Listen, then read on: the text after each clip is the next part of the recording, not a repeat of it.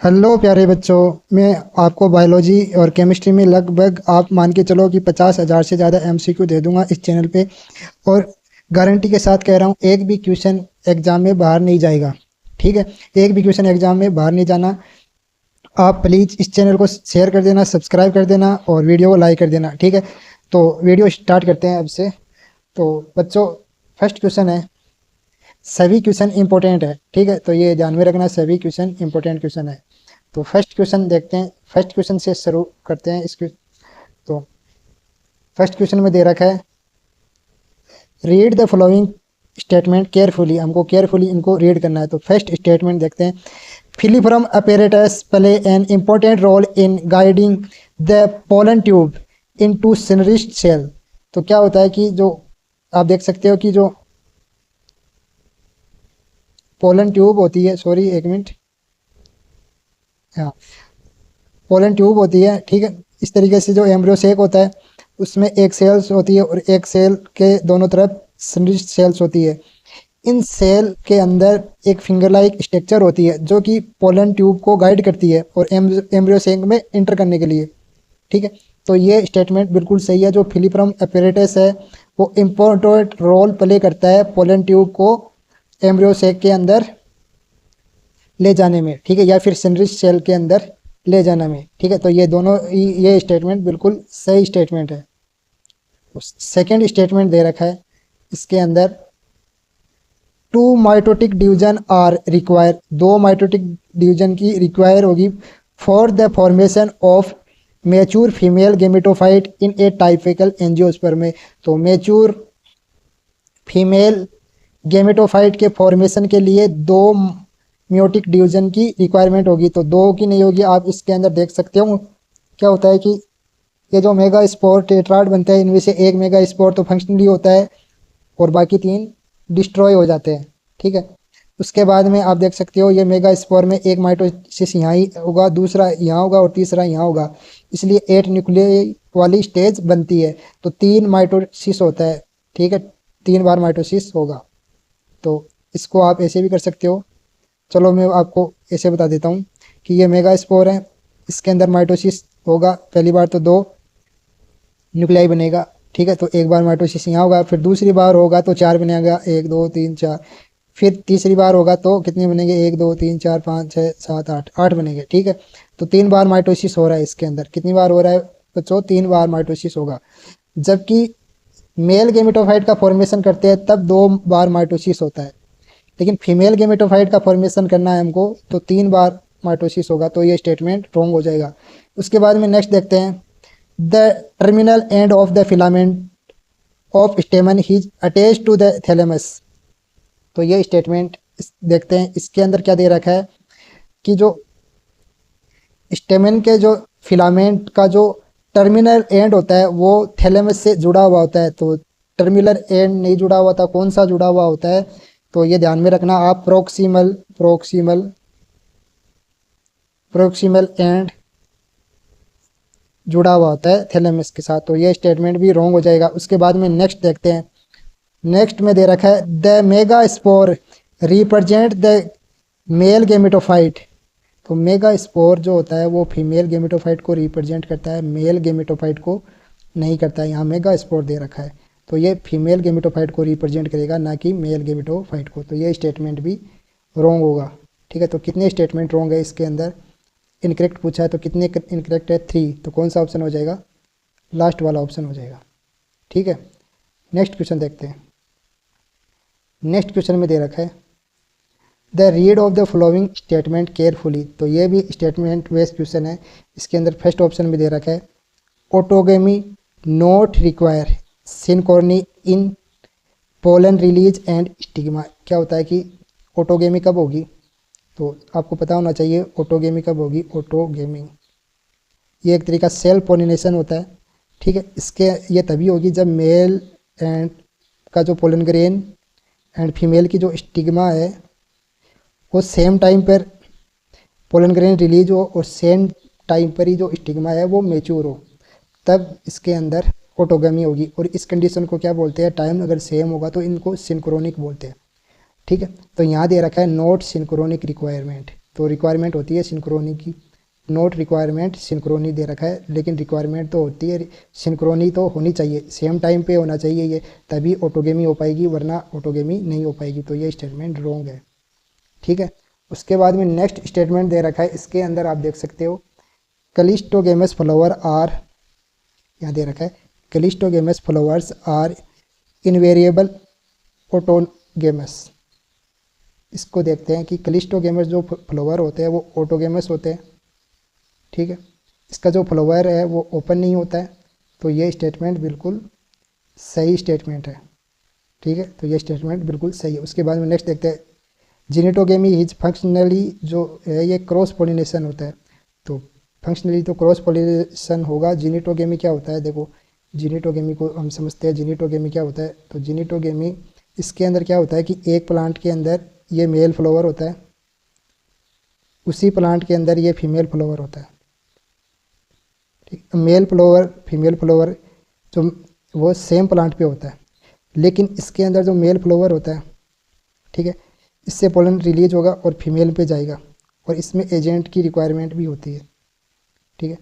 तो वैसे देखा जाए तो जेनेटिकली ये सेल्फ पोलिनेशन होता है, लेकिन हमको क्या पूछा है, फंक्शनली पूछा है, तो ये एक तरीका का क्रॉस पोलिनेशन होगा फंक्शनली, ठीक है। तो फंक्शनली तो क्रॉस होगा और जेनेटिकली ये सेल्फ होगा, ठीक है। तो ये स्टेटमेंट बिल्कुल सही स्टेटमेंट है। उसके बाद में नेक्स्ट देखते हैं जेनेटोगेमी ही जेनेटिकली सिमिलर टू ऑटोगेमी, क्योंकि सेम ही प्लांट पे male flower and female flower के बीच में पोलिनेशन होता है, तो ये जेनेटिकली कैसा होगा, सिमिलर होगा, ठीक है। लेकिन ये अलग अलग फ्लावर की में होता है, तो ये फंक्शनली क्रॉस पोलिनेशन होगा, और जेनेटिकली तो ये सेल्फ पोलिनेशन होता है, ठीक है। तो कौन सा ऑप्शन सही हो जाएगा, ये भी सही है। जेनेटिकली तो ये सिमिलर होगा, सेल्फ पोलिनेशन होता है, और ये फंक्शनली क्रॉस पोलिनेशन होता है, तो ये स्टेटमेंट भी बिल्कुल सही है। तो हमको क्वेश्चन में पूछा है कि कितने करेक्ट स्टेटमेंट है, तो कितने करेक्ट है, 3 करेक्ट है और 1 रॉन्ग है इसके अंदर, तो सेकंड ऑप्शन सही हो जाएगा इसमें। तो इस तरीके से आपको क्वेश्चन करना है। नेक्स्ट क्वेश्चन है वेरी वेरी इंपॉर्टेंट है, इसमें हमको मैच करना है आपस में। कॉलम फर्स्ट दे रखा है, कॉलम सेकंड दे रखा है। फर्स्ट कॉलम में दे रखा है वेलिस्नेरिया, इसमें कौन सा पोलिनेशन मिलता है, तो इसमें वाटर के थ्रू पोलिनेशन मिलता है, ठीक है। उसके बाद में दे रखा है वाटर हाइसिंथ, इसके अंदर इंसेक्ट पोलिनेशन मिलता है। उसके बाद में यका दे रखा है, इसके में मौत के थ्रू पोलिनेशन होता है। और उसके बाद में दे रखा है, उसके बाद में नेक्स्ट दे रखा है एमोर्फोफेलस, ये सबसे टालेस्ट फ्लावर होता है, ठीक है। एमोर्फोफेलस सबसे टालेस्ट फ्लावर होता है। जब इनको मैच करवाते हैं तो यहाँ ध्यान में रखना वाटर हाइसिंथ के अंदर इंसेक्टा के द्वारा इंसेक्टा का थ्रू पोलिनेशन होता है, वेरी वेरी इंपॉर्टेंट है, यहाँ आप गलती कर सकते हो, ठीक है। तो वेलिस्नेरिया के लिए याद रह जाएगा वाटर के थ्रू होता है। वाटर हाइसिंथ में किसके द्वारा होता है, इंसेक्टा के द्वारा होता है, तो वाटर हाइसिंथ का आप गलत कर सकते हो, ठीक है। वाटर हाइसिंथ के बारे में आप वेरी वेरी इंपॉर्टेंट लगाना। यक्का में मौत के थ्रू पोलिनेशन होता है, और एमोर्फोफेलस एक टालेस्ट फ्लावर होता है, ठीक है। तो वेरी वेरी इंपॉर्टेंट है, इस तरीके से आप याद रखना। तो कौन सा ऑप्शन सही हो जाएगा इसमें, सेकंड ऑप्शन सही हो जाएगा। नेक्स्ट क्वेश्चन दे रखा है, ये असेसर एंड रीजन वाला क्वेश्चन दे रखा है।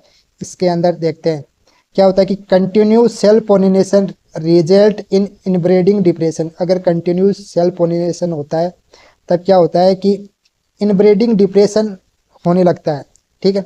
इसमें हार्मफुल रिसेसिव एलील है वो दिखाई देने लगते हैं, जिसकी वजह से इनब्रीडिंग डिप्रेशन होने लगता है। और इनब्रीडिंग डिप्रेशन क्यों होता है, क्योंकि इसकी फर्टिलिटी रिड्यूस हो जाती है और प्रोडक्टिविटी भी रिड्यूस हो जाती है। तो इनब्रीडिंग डिप्रेशन में क्या होता है कि फर्टिलिटी भी रिड्यूस होगी और प्रोडक्टिविटी भी रिड्यूस होगी। और इनब्रीडिंग डिप्रेशन में क्या होता है कि हार्मफुल रिसेसिव एलील दिखाई देने लगते हैं, ठीक है, उसका इफेक्ट दिखाई देने लगता है। तो यह स्टेटमेंट बिल्कुल सही स्टेटमेंट है, तो ये बिल्कुल सही है। उसके बाद में आर दे रखा है outbreeding device encourage cross pollination, और दे रखा है outbreeding device encourage cross pollination, ये स्टेटमेंट भी बिल्कुल सही है। ये इस असेसन का रीजन नहीं है, ठीक है, राइट रीजन नहीं है, दोनों ही करेक्ट है, लेकिन इसका एक्सप्लेनेशन नहीं करता है ये, ठीक है। तो कौन सा ऑप्शन सही हो जाएगा इसमें, सेकंड ऑप्शन सही हो जाएगा। नेक्स्ट क्वेश्चन दे रखा है, तो नेक्स्ट क्वेश्चन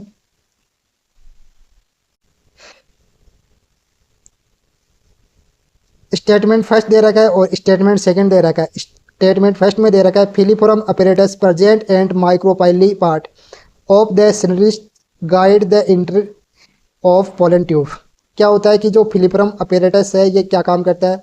तो सबसे पहले तो ये ध्यान में रखा, ये सिनरिस्ट सेल्स के थ्रू बनता है, ठीक है। ये एक फिंगर लाइक प्रोजेक्शन होता है जो कि एक केमिकल को सिक्रेट करता है जो कि पोलन ट्यूब को गाइड करती है। तो ये आपको ध्यान में रखना है। तो ये स्टेटमेंट बिल्कुल ही सही स्टेटमेंट है, ठीक है, ये स्टेटमेंट बिल्कुल सही है, तो इसको राइट कर लेना। उसके बाद में नेक्स्ट स्टेटमेंट दे रखा है, स्टेटमेंट सेकंड में दे रखा है कि प्लांट ब्रीडर मैनिपुलेट करते हैं पोलन पिस्टल इंटरेक्शन को टू गेट डिजायर हाइब्रिड। तो प्लांट जो ब्रीडर होते हैं वो क्या काम करते हैं? प्लांट ब्रीडर, इसका एक एग्जांपल देखो कि जो क्या होता है कि इमेल्सक्यूलेशन जो होता है और बेगिंग की जो प्रोसेस होती है, बेगिंग की जो प्रोसेस होती है ये प्लांट ब्रीडर के थ्रू होती है। वो प्लांट ब्रीडर क्या काम करते हैं कि जो बाइसेक्सुअल फ्लावर होते हैं, ठीक है, बाइसेक्सुअल फ्लावर, इसके अंदर आप एक तो मेल फ्लावर मान सकते हैं और एक फीमेल फ्लावर मान सकते हैं। तो जो मेल फ्लावर है उससे ये एंथर को हटा देते हैं, रिमूव कर देते हैं, एंथर को रिमूव कर देते हैं। और जो फीमेल फ्लावर है वहाँ कुछ ऐसे पोलन ग्रेन को लाते हैं जो कि उनके लिए फ़ायदेमंद होते हैं, ठीक है। तो यही दे रखा है कि प्लांट ब्रीडर क्या काम करते हैं कि प्लांट ब्रीडर मैनिपुलेट कर देते हैं पोलन पिस्टल इंटरेक्शन को to get desire hybrid. Desire hybrid प्राप्त करने के लिए ये लोग क्या काम करते हैं कि पोलन पिस्टल रिएक्शन को मैनिपुलेट कर देते हैं। तो ये स्टेटमेंट भी बिल्कुल सही स्टेटमेंट है, तो ये स्टेटमेंट भी सही है। तो कौन सा ऑप्शन सही हो जाएगा? फर्स्ट ऑप्शन सही हो जाएगा। नेक्स्ट है given figure showing in large view of an egg apparatus and entry of pollen tube into a synergid cell.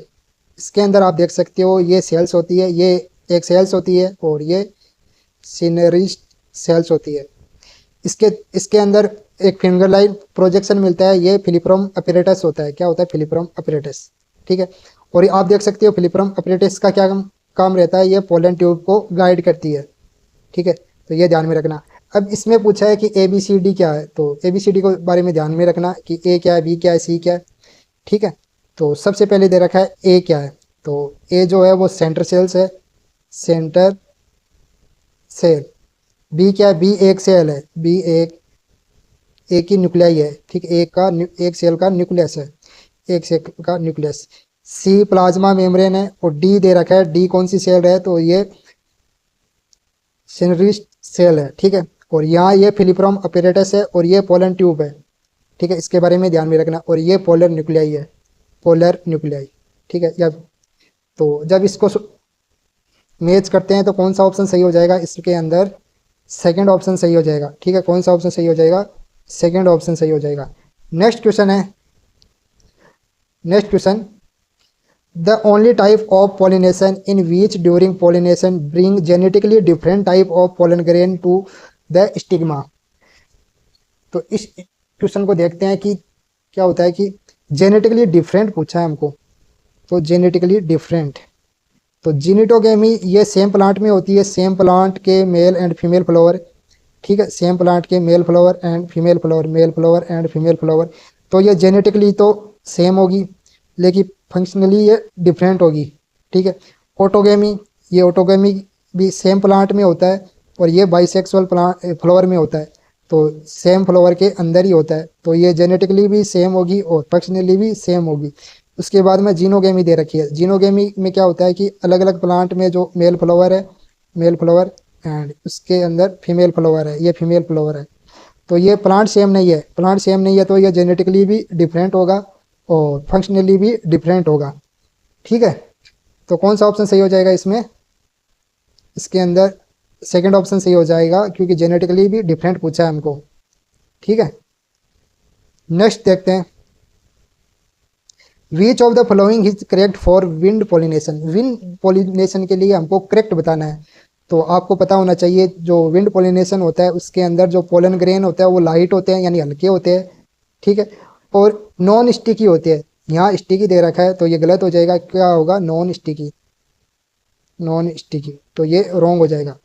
उसके बाद में दे रखा है कि विंड पॉलिनेशन में के अंदर जो स्टेमन होते हैं वो वेल एक्सपोज होने चाहिए, यानी खुले हुए होने चाहिए, ताकि पोलन ग्रेन रिलीज हो सके और स्टिग्मा पे एयर के थ्रू जा सके। तो यह स्टेटमेंट बिल्कुल सही स्टेटमेंट है। उसके बाद में नेक्स्ट दे रखा है solitary flower with many ovules in each ovary. Many ovules दे रखा है, तो विंड के द्वारा जो पोलिनेशन होता है उसके अंदर तो मेनी ओवल्स नहीं होते हैं, तो सिंगल ओवल्स ही होते हैं। ठीक है, तो सिंगल ओवल्स ही मिलती है विंड पोलिनेशन में, सिंगल सिंगल मिलती है। तो ये रॉन्ग हो जाएगा। उसके बाद में नेक्स्ट दे रखा है pollen grain are protect from wetting by the mucilaginous covering. तो म्यूसिलिजिनस जो कवरिंग होती है वो वाटर के थ्रू जो पोलिनेशन होता है, हाइड्रोफिली पोलिनेशन होता है, उसमें होती है। ठीक है, लेकिन हमको पूछा है विंड के थ्रू जो पोलिनेशन होता है उसके करेक्टर पूछा है, तो ये रॉन्ग हो जाएगा। तो कौन सा ऑप्शन सही हो जाएगा? सेकंड ऑप्शन ही सही हो जाएगा इसमें। नेक्स्ट है flower are the not very colourful. Colourful नहीं है। ठीक है, do not produce nectar. Nectar भी प्रोड्यूस नहीं करते। तो आपको पता होना चाहिए जो एनिमल के द्वारा पॉलिनेटेड होते हैं, ठीक है, बी के द्वारा या फिर बायोटिक पॉलिनेशन होता है, इसके अंदर जो फ्लावर होते हैं वो कलर होते हैं और नेक्टर को भी प्रोड्यूस करते हैं। ठीक है, लेकिन हमको पूछा है नॉट कलरफुल होने चाहिए और नॉट नेक्टर को प्रोड्यूस करने चाहिए। तो कौन किसके द्वारा ऐसा पोलिनेशन होता है? विंड के थ्रू भी होता है और वाटर के थ्रू भी होता है, दोनों के द्वारा ऐसा पोलिनेशन होता है। तो ऑप्शन फोर्थ आ जाएगा। ठीक है, तो एनिमल्स के थ्रू जो पोलिनेशन होता है उसमें नेक्टर की रिक्वायरमेंट होती है और जो फ्लावर होता है वो भी कलरफुल होता है। तो ये तो नहीं होगा, तो बचे दो, तो ये दोनों हो जाएंगे। उसके बाद में नेक्स्ट देखते हैं the dominate biotic pollinating agent among the insects. तो सबसे ज़्यादा डोमिनेट करने वाले वी के थ्रू सबसे ज़्यादा पॉलिनेशन होता है। एनसीईआरटी में डायरेक्ट दे रखा है। उसके बाद में नेक्स्ट दे रखा है how many cell and haploid nuclei are involve the produce primary endosperm cell respectively. तो इसके अंदर क्या होता है कि प्राइमरी एंडोस्पर्म जो सेल्स बनती है उसके अंदर कितनी सेल इन्वॉल्व होती है। तो सेल की बात करते हैं तो आपको पता होना चाहिए इसके अंदर एक तो मेल गेमेट होता है, एक तो मेल गेमेट होता है। ठीक है, और एक सेंट्रल सेल होती है, सेंट्रल सेल होती है। और कितने न्यूक्लियाई शामिल होते हैं इसके अंदर? तो एक male gamete, one male gamete,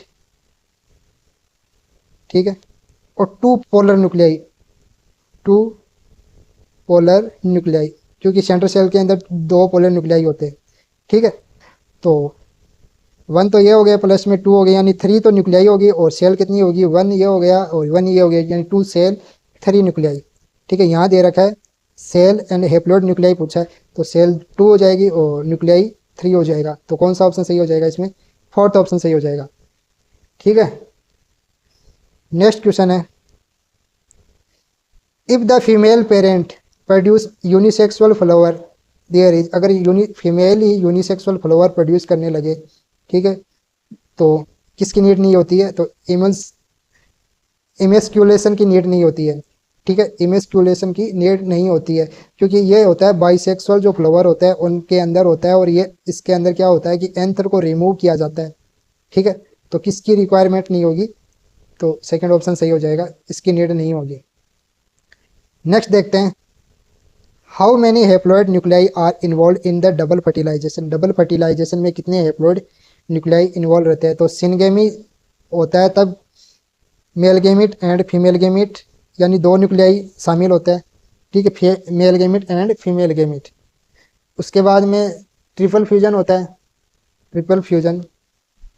इसके अंदर आप देख सकते हो कि एक तो हैप्लॉइड मेल गेमिट होता है और टू पोलर न्यूक्लियाई होता है। ठीक है, टू पोलर न्यूक्लियाई इसके अंदर शामिल होते हैं, टू पोलर न्यूक्लियाई। तो हमको पूछा है कि कितने न्यूक्लियाई इन्वॉल्व होते हैं, तो दो तो ये होंगे, वन टू, और तीन ये हो गए, तो टोटल हो गए पाँच।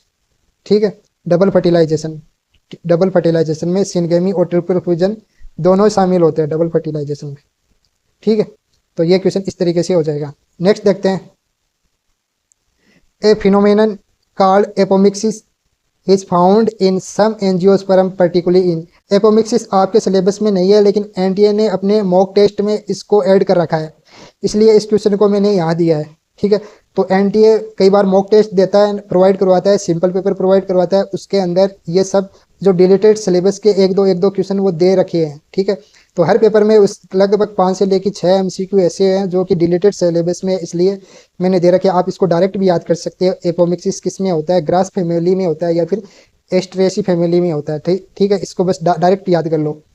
वैसे तो ये सिलेबस से हट गया, लेकिन एनटीए ने अपने मॉक टेस्ट में और सिंपल पेपर में अब दे रखा है इसको। फिर नेक्स्ट है initially the embryo in flowering plant is. तो सबसे पहले जो स्ट्रक्चर बनती है वो प्रो एम्ब्रियो बनता है, उसके बाद में ग्लोबुलर एम्ब्रियो बनता है, और ये एक अर्ली एम्ब्रियो स्टेज होती है, ठीक है। अर्ली एम्ब्रियो स्टेज होती है, तो फर्स्ट ऑप्शन सही हो जाएगा। उसके बाद में हार्ट शेप बनता है, तो इसको ध्यान में रखना। उसके बाद में टोरपीडो शेप बनता है, और उसके बाद में मैच्योर एम्ब्रियो बनता है। तो ये जो सीक्वेंस है इसको भी ध्यान में रखना, ये डायरेक्ट आती है एग्जाम में, ये सीक्वेंस है। तो ये जो सीक्वेंस है ये ध्यान में रखना, कई बार क्वेश्चन पूछ लिया जाता है सीक्वेंस से। उसके बाद में नेक्स्ट क्वेश्चन है एम्ब्रियो ऑफ मोनोकोट पजीज। इसके अंदर क्या होता है, इस क्वेश्चन को देखो कि मोनोकोट एम्ब्रियो के अंदर आपको पता होना चाहिए कि एक ही कोटिल्योडोन होता है मोनोकोट में। तो यहाँ दे रखा है ओनली वन कोटिल्योडन, यहाँ दे रखा है एम्ब्रियो एक्सिस एंड टू कोटिल्योडन। तो ये तो नहीं होगा, टू तो डाइकोट में होता है, तो ये गलत हो जाएगा। उसके बाद में एम्ब्रियो पूछा है, यहाँ टेस्टा दे रखा है, तो टेस्टा एम्ब्रियो के करेक्टर नहीं होते, ये तो सीड कोड के करेक्टर होते हैं, सीड के होते हैं, तो ये भी गलत हो जाएगा। उसके बाद में यहाँ टेगमेन दे रखा है, तो ये भी एम्ब्रियो के का फीचर नहीं होता है, किसका होता है, सीड कोड का फीचर होते हैं। ये सीड कोड की एक लेयर होती है, उनके लिए ये दोनों टर्म यूज होती है। सीड कोड की जो लेयर होती है उसके लिए ये दोनों टर्म यूज होती है, तो एम्ब्रियो के लिए ये टर्म यूज नहीं होती है, तो ये भी रॉन्ग हो जाएगा। तो कौन सा बचा, फर्स्ट बचा है, तो यही सही हो जाएगा। इस तरीके से आपको क्वेश्चन करने हैं, ठीक है। उसके बाद में नेक्स्ट देखते हैं in the given diagram left part A B C D दे रखा है, ठीक है। इसके अंदर आपको मैच करना है, तो ए क्या है, बी क्या है, सी क्या है। तो सबसे पहले आपको पता होना चाहिए ए क्या है, तो ए इससे मैच हो जाएगा। बी क्या है, बी हाइपोकोटाई से मैच हो जाएगा, और सी रेडिकल से मैच हो जाएगा। तो थर्ड ऑप्शन सही हो जाएगा ए बी सी डी में, ठीक है। आप एनसीईआरटी का डायरेक्ट ये डायग्राम है, आप इसको ध्यान में रखना बस, ठीक है। डायरेक्ट आता है, इसको याद करना होता है, ठीक है। ये कोई कंसेप्ट नहीं है, वैसे याद करना होता है इनको, डायग्राम को। इसके बाद में नेक्स्ट देखते हैं residual persistent nucellus in the seed of the black pepper and beet. Beet के अंदर ये देखो, ये न्यूसिलेस के बारे में पूछा है, और किसमें, ब्लैक पेपर एंड बीट में, जो कि प्रिस्टेंट रह जाता है, ठीक है। तो ये पेरिस्पर्म बोलते हैं इसको, इसके लिए पेरिस्पर्म टर्म होती है, और ये डिप्लॉयड होता है, ठीक है। तो डिप्लॉयड होता है ये पेरिस्पर्म। तो कौन सा ऑप्शन सही हो जाएगा, सेकंड ऑप्शन सही हो जाएगा। तो प्रिस्टेंट जो न्यूसिलेस होता है उसको पेरिस्पर्म बोला जाता है, और किस में मिलता है, ये ब्लैक पेपर एंड बीट में मिलता है, ठीक है। तो ये ध्यान में रखना, और ये डिप्लॉयड होता है, बस ये ध्यान में रखना, ठीक है। के बाद में नेक्स्ट देखते हैं in which of the following plant some of nucellar cell develop into embryo. तो ये आपको पता होना चाहिए कि न्यूसिलर सेल्स से एम्ब्रियो का डेवलपमेंट हो रहा है। तो ये एक पॉली एम्ब्रियोनिक का एग्जाम्पल है, तो पॉली एम्ब्रियोनिक का एग्जाम्पल या फिर न्यूसिलर पॉली एम्ब्रियोनिक का एग्जाम्पल है, हमको फाइंड आउट करना है। तो कौन सा हो जाएगा, सिट्रस एंड मैंगो। ये न्यूसिलस पॉली एम्ब्रियोनिक का एग्जाम्पल है, कौन, सिट्रस एंड मैंगो। तो ये डायरेक्ट भी हो सकता है, आपको इसको याद में रखना है, ठीक है, ध्यान में रखना है बस, और कुछ नहीं है, ये कोई कंसेप्ट नहीं है, बस न्यूसिलर दे रखा है, तो आप ध्यान में रखो न्यूसिलर पॉली एम्ब्रियोनिक का जो एग्जाम्पल है वो सिट्रस एंड मैंगो है, ठीक है। इस तरीके से बस ध्यान में रखो बस।